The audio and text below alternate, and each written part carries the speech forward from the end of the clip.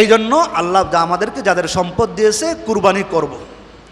কুরবানি কেন করব? আল্লাহকে, জোরে বলেন, কাকে কা খুশি করার জন্য? এই সম্পদ কে দিয়েছে? আচ্ছা, কুরবানি আমরা যখন করি আমাদের সমাজে অনেকগুলা ভুল আছে যেগুলো আমাদেরকে কুরবানি নষ্ট করে দেয়। এক নম্বরে হয়েছে কুরবানি কার ওপর ওয়াজিব?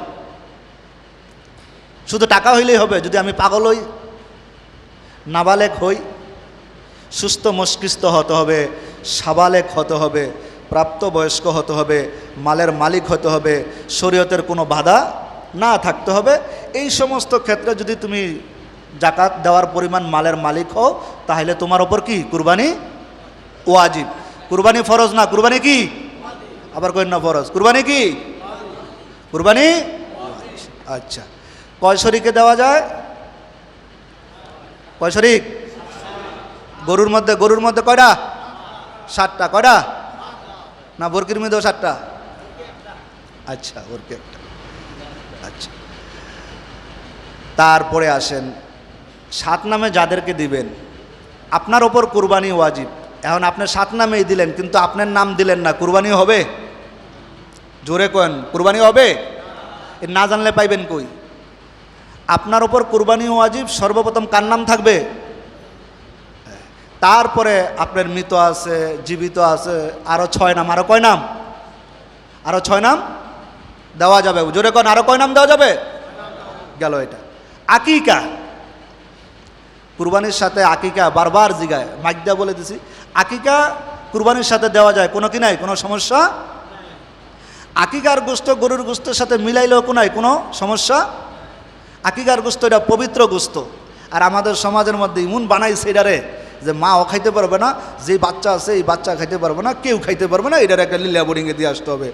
হাদিসের ভাষার মধ্যে বলেন, মা এবং সন্তান আত্মীয় স্বজন মেহনত করলো, এরা কষ্ট করলো, আল্লাহ 7 দিনের দিন সন্তানের একটা নাম রাখবো, একটা ভালো নাম রাখবো, মিষ্টি দ্রব্য কিছু দিব, কিছু সদকা করব, আকিকা করব। আল্লাহর রসুল সাহাবেদেরকে নিয়ে খাইছে, আপনি খাবেন, এর চেয়ে ভালো গোস্ত আর কি হইতে পারে?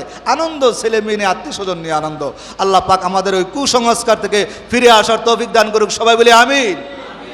আকিকার গোস্ত খাবো তো ইনশাল্লাহ? হ্যাঁ, হালালডারে হারাম বানাইছি, হারামডারে হালাল বানাইছি, কিন্তু হালাল হারাম না বুঝিয়া কত টাকা করছো কামাই, এত টাকা রাখবা কোথায়, কাফনের যে পকেট নাই। ওরে মানুষ হইছ বেহুশ দুনিয়ার পিছে, কি জবাব দিবি রে তুই আল্লাহর কাছে? একটু চিন্তা করলে হয়, কিছুই না। হ্যাঁ, যারা খাসি কিনতে পারি খাসি দেব, কিন্তু বললেন না যে হুজুর কুরবানি দেব না, আল্লাহ নারাজ হবে। আল্লাহ তাআলা আপনাকে তৌফিক দিয়েছে। তারপরে আসেন কোন কোন বস্তু কুরবানি দিতে পারবেন। আবার অনেকে আছে ঈদের দিন কয় হুজুর 2 পাওয়ালা জানোয়ার জবাই দেওয়া যাইব না।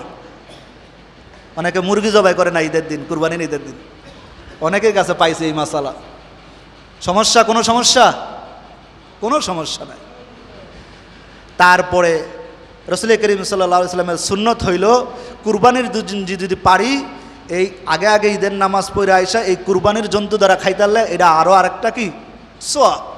রোজার ঈদে যেরকম খাইয়া যাওয়া সুন্নত, আর এটা কি না খাইয়া যাওয়া সুন্নত। রোজার মধ্যে কে লিগা সুন্নত? সারা মাস খায় নাই, আল্লাহ কইতেছেন আজকে না খাইলে গুনাহ। রোজার মধ্যে ঈদের আগের দিন খাওয়া যাইতো, আল্লাহ বলতেছেন আজকে তাড়াতাড়ি খা। আল্লাহু আকবার, বান্দার প্রতি আল্লাহ কত দয়া মায়া। এই জন্য এই কুরবানির আরও ছোট ছোট মাসালা আছে। তারপরে কুরবানির পশুর মধ্যে যদি কোনো সমস্যা থাকে, একদম সমস্যা, শিং বেশিরভাগই ভেঙে গেছে,